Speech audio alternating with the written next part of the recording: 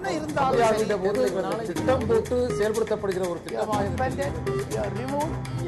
சூழலை உருவாக்குவதற்காக முடிவெடுப்பது என்று வரும்போது ஆட்சி பல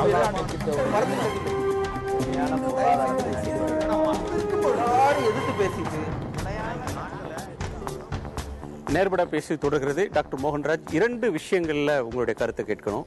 நீதிபதி சொல்லியிருக்கக்கூடிய ஒரு கருத்துல இது மாதிரியான சம்பவங்களில், இது மாதிரியான நேர்வுகளில் ஒரு குறிப்பிட்ட தரப்பினர், ஒரு தரப்பு இன்னொரு தரப்புக்கு உண்மையை சொல்லாமல் மறைத்து திருமணம் செய்து வச்சிடறாங்க. இதனால இருவரும் பாதிப்புக்கு ஆளாகிறாங்க. இன்னொன்று, ஒரு வெளியில் சொல்வதற்கு தயங்குகிறாங்க. இது ஒரு அசூயாக, கூச்சமா, கேவலம்னு நினைக்கிறாங்க. தன் மகனுக்கு திருமணத்துல விருப்பம் இல்லை அப்படின்னு சொல்றத பெற்றோர் வெளியில் சொல்ல அஞ்சுகிறாங்க. அதை சமூகம் கேவலமா பார்க்குமோ அப்படின்னு நினைக்கிறாங்க அப்படின்னு ஒரு கருத்து.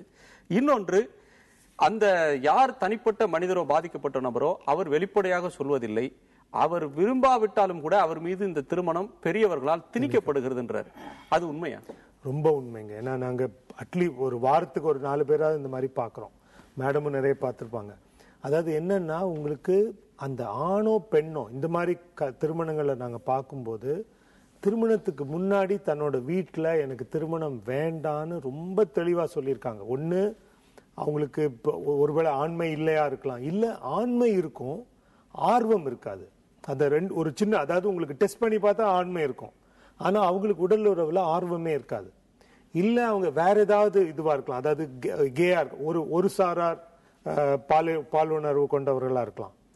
அவங்க என்ன சொல்லுவாங்கன்னா, பெற்றோர்கிட்ட எனக்கு திருமணம் வேண்டாம். சிலவங்க இதையே சொல்லுவாங்க, எனக்கு ஒரு சாரார் உறவு தான் பிடிச்சிருக்கு, எனக்கு திருமணம் வேண்டான்னா கூட, நீ கல்யாணம் பண்ணலன்னா ஊர் பேசும், அந்த ஊர் பேசுங்கிறதுக்காக மட்டும் கல்யாணம் திணிக்கப்படுகிறது 2 பேருக்குமே. இப்ப ஆண்களுக்கும் சரி பெண்களுக்கும் சரி. ரொம்ப உண்மை அது. இது நிறையவே இருக்கு, நம்பர்ஸ் சொல்ல முடியாது, பட் நிறைய இருக்கு. நாம் தொடர்ந்து விவாதிக்கலாம். இந்த விவாதத்தை ஒரு கேள்வியாக முன்வைத்திருந்த மக்கள் நேயர்கள், ஏராளமான நேயர்கள் தங்களுடைய கருத்துக்களை பதிவு செய்திருக்கிறார்கள்.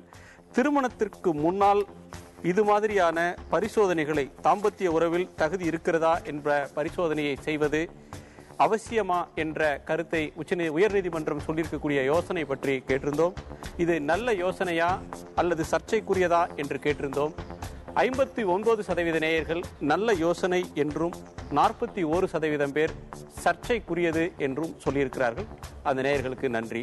திரு நம்பிநாராயணன், நீங்க ரொம்ப சாதாரண விஷயம், ஒரு அற்ப விஷயத்தை ரொம்ப பெருசா பொதுவான விஷயமா மாத்தி நம்ம பேசுறோம் அப்படின்ற ஒரு எண்ணத்தை வெளிப்படுத்தினீங்க தொடக்கத்துல.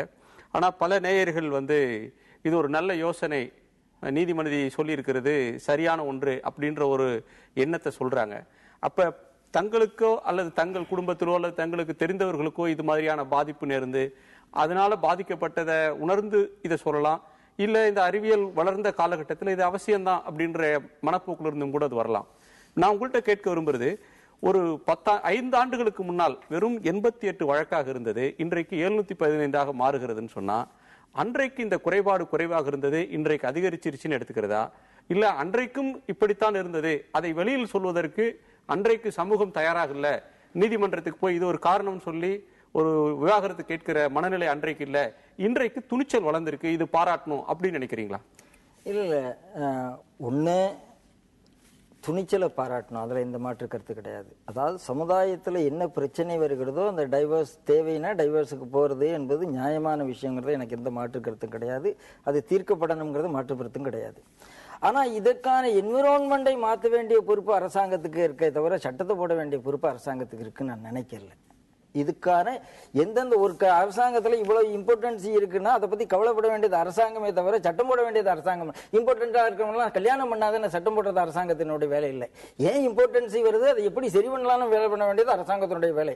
டாஸ்மார்க் இருக்குதா, டாஸ்மார்க் எடுப்போம். ட்ரக் அடிக்ட் இருக்குதா, ட்ரக் அடிக்ட் எடுப்போம். மூல காரணங்களை ஆராயணும்ன்றீங்க. மூல காரணங்களும் ஆரணுமே தவிர சட்டம் போட்டு. ரெண்டாவது, இந்த இடத்துல நான் இன்னொன்னு என்ன நினைக்கிறேன், ஒரு 1000 கேஸ் நான் என்ன சொல்றேன், சட்டம் நான் மீண்டும் சொல்கிறேன், இந்த மாதிரி விஷயங்களை ஜட்ஜு ரொம்ப ஈஸியா தனக்கு வந்த ஒரு இத்தனை கேஸ் இப்படித்தான் வருகிறது என்று நினைக்காமல் இது அவங்க தான் பண்ணணும். இந்த passing the buck to the government என்பதை நான் இல்ல, பாசிங் தி பக் இல்ல. இந்த வழக்குல ஒரு தீர்ப்பு சொல்றாரு. அவர் இது தாண்டி இத ஒரு பரந்த சோசியல் இஷ்யூவா, சமூக பிரச்சனையா பார்க்கிறார். எங்கேயும் இல்ல. தன்னுடைய தீர்ப்பை நீங்க பிரதமர் சொல்லட்டும், முதலமைச்சர் சொல்லட்டும் அவர் சொல்லல. கடைசியாக எனக்கு இன்னொரு விஷயம், இது ஒரு ட்விஸ்ட் இருக்கும். ஏன்னா நான் இதை சொல்லி ஆகணும். ஏன்னா பல இடத்துல பெர்சனல் லா என்ற சொல்லல, டொமஸ்டிக் வயலன்ஸ் ஆக்ட்ல பலர் இது எங்க பெர்சனல் லாக்கு ஒத்து வராது என்று சட்டத்துல தப்பிச்சு போயிருக்கிறார்கள். அன்லெஸ் அதர்வைஸ் காமன் சிவில் கோடுன்னு ஒண்ணு வராது. உங்க அஜெண்டா அதை பேசுவதற்கான தருணம் உகந்த சூழல் இல்லை. நான் ரெஜிஸ்டர் பண்ணேன். உங்களுடைய உரிமை. பொருத்தமற்ற நேரம் இது. சட்டம் போட்டு தடுக்க முடியாது. சட்டம் இவங்க போட வேண்டாம், இதை மட்டும் பண்ணுங்க, அதை மட்டும் பண்ணுங்க அப்படின்னு சொல்லிவிட முடியாது. விதவைகளுக்கு மறுமணம் கொண்டு வர செய்ய வேண்டும் அப்படின்னு நினைத்த போது சட்டம் போட்டுத்தான் அதை செய்ய முடிந்தது. குழந்தைகளை பாலிய விவாகம் செய்த போது, பால்ய விவாகம் செய்த பொழுது இதை செய்வதற்கான உரிமை இருக்கிறது அப்படின்னு சொல்றவங்க மத்தியில கூடாதுன்னு சொன்னதும் சட்டம் போட்டு தான் கொண்டு வர முடிஞ்சது. ஒண்ணு கிடையாது. முதல்ல பெண் குற்றம், அதாவது ஒரு மிக மோசமான நோயாளியான ஒரு கணவனை கூட அவள் குஷ்டக்கூடையை தலையிலே வைத்து சுமந்த நலாயினி என்று புகழ்பாடி கொண்டிருந்த காலமும் இருக்கத்தான் செய்தது.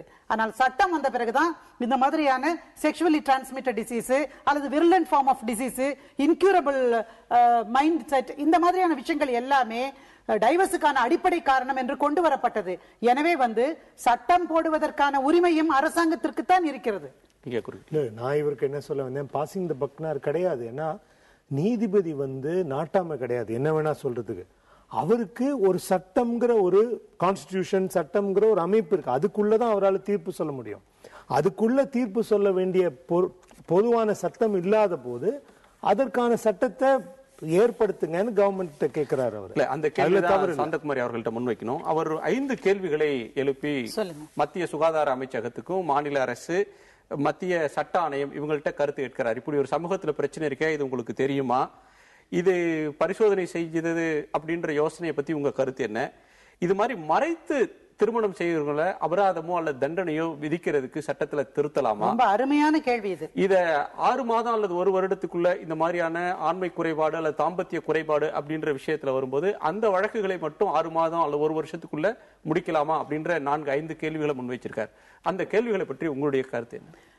நிச்சயமாக ஒரு நீதிபதி ஒரு மாற்றம் கொண்டு வர வேண்டும் என்று விரும்புகிற நீதிபதி, இப்படிப்பட்ட கவலைப்படுகிற நபர்களுக்கு நல்லது செய்யணும்னு நினைக்கிறவங்க தான் மட்டும் ஒரு கருத்தை திணிச்சு விட முடியாது. எனவே மத்திய அமைச்சகத்திடம், சட்ட அமைச்சகத்திடையும், சட்ட ஆணையத்திடம், அப்புறம் சுகாதாரம் மற்றும் குழந்தைகள் நலம், குடும்ப நலம், அவங்க கிட்ட எல்லாத்திட்டையும் கேட்க வேண்டியது கட்டாயம் கேட்டிருக்காங்க. ரொம்ப பெர்டினன்ட் क्वेश्चन என்ன, ஏன் இது கவனிக்கப்படாத ஒரு விஷயமாக இன்றைக்கு வரைக்கும் இருக்கிறது என்ற கேள்விக்கு மத்திய குடும்ப நல அமைச்சகம் பதில் சொல்லித்தான் ஆக வேண்டும். இதுல இவ்வளவு எண்ணிக்கையில இருக்குங்கிற வழக்குகளை நாடெங்கும் திரட்டுறதுல தப்பு கிடையாது. அப்ப இதுக்கு என்ன செய்யணும் அப்படின்னு அதுல கேட்டிருக்காரு பாருங்க, ஒரு பெர்டினன்ட் क्वेश्चन. நிச்சயமாக இப்படி ஏமாத்திட்டு போற எத்தனை ஆண்கள்னால பாதிக்கப்படுகிற பெண்களுக்கோ அல்லது பெண்களால் பாதிக்கப்படுகிற ஆண்களுக்கோ என்ன காம்பன்சேஷன் சொல்லுங்க, என்ன தப்பு செய்யறவங்களுக்கு, தெரிஞ்சே செய்யறவங்களுக்கு தண்டனை கொடுக்க வேண்டாமா அப்படிங்கிற ஒரு முக்கியமான விஷயமும் இதுல இருக்குன்னு தான் நான் நினைக்கிறேன். எனவே நீதிபதி கேட்டிருக்கிறது எல்லாம் சரியான கேள்விகள், சரியான பதில்களோடு இந்த விஷயத்தை அணுக வேண்டும், சமூக பார்வையோடு அணுக வேண்டும். இதற்கு அரசாங்கம் என்ன பதில் சொல்லணும்னு நீங்க விரும்புவீங்க சேகர்? இல்ல, இது திட்ட ரீதியா தான் வரணும்னு நினைக்கிறேன். உதாரணத்துக்கு நான் சொல்றேன், நீங்க மகப்பேர்ல எடுத்துக்கோங்க.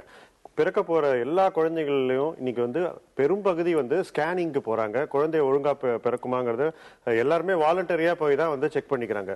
இதே ஒரு 20-25 வருஷம் முன்னாடி இதை ஏற்கும்படியான ஒரு கருத்தா இல்ல. ஆக எல்லாருமே போய் இதை சூசகமா தங்களுக்கு இது நடக்குமான்னு தெரிஞ்சுக்கிறாங்க. ஆக இதே போல ஒரு என்வாரன்மெண்ட் தான் கவர்மெண்ட் கிரியேட் பண்ணும். Okay, counselling infrastructure, social welfare இன்ஃப்ராஸ்ட்ரக்சர்ல கவுன்சிலிங் ஆஃபர் பண்ணும். எல்லா இடத்துலயும் கவுன்சிலிங் ஆஃபர் பண்ணா இவங்க போய் இந்த கவுன்சிலிங்க்கு முன் வரலாம். இப்போ ஒருத்தர் நான் முன் வர மாட்டேன் அப்படின்னு சொன்னாங்கன்னா அப்ப அவங்களுக்கு பிரச்சனை இருக்குன்னு மத்தவங்க தெரிஞ்சுக்குவாங்க. சோ ஒரு என்வாரன்மெண்ட் ஃபெசிலிட்டேஷன் அதுதான் கவர்மெண்ட் கிரியேட் பண்ணுமே ஒழிய, என்ன பொறுத்த மட்டும் லா எப்பவுமே எல்லாருமே பைபாஸ் பண்ணிடுவாங்க. ஆனா இதை நாம பைபாஸ் பண்ண முடியாது. மிக்க நன்றி. ஒரு ஒரு ஒரு ஆழமான விவாதத்துக்கான ஒரு வித்தை நீதிபதி கிருபாகரன் வித்துட்டு இருக்கிறாருன்னு தான் சொல்லணும். இதுல ஏற்கக்கூடியவங்க இருக்கலாம், மறுக்கக்கூடியவங்க இருக்கலாம். ஆனால் இது சமூகத்தில் பேசப்பட வேண்டிய ஒரு விஷயமாக இன்னைக்கு இருக்கு. இதை வெளிப்படையாக பேச வேண்டிய கடமை இருக்கு. ஒருவருக்கு விருப்பம் இல்லைன்னா அந்த திருமணத்தை திணிக்க வேண்டாம் அப்படின்ற ஒரு இடத்துல பெற்றோர்களுக்கு அறிவுரை சொல்றதுல இருந்து இந்த பிரச்சனை தொடங்குறது அப்படின்னு நம்ம பார்க்கலாம். அரங்குக்கு வந்து உங்களுடைய கருத்துக்களை பகிர்ந்து கொண்டமைக்கு நால்வருக்கும் நன்றி. மற்றொரு தருணத்தில் சந்திக்கலாம். நன்றி, வணக்கம்.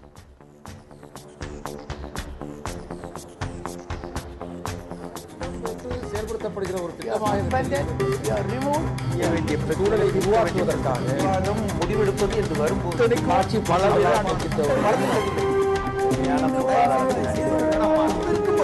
எதிர்த்து பேசிட்டு மக்கள் தங்களுடைய பங்களிப்பை அளிக்க வேண்டும்.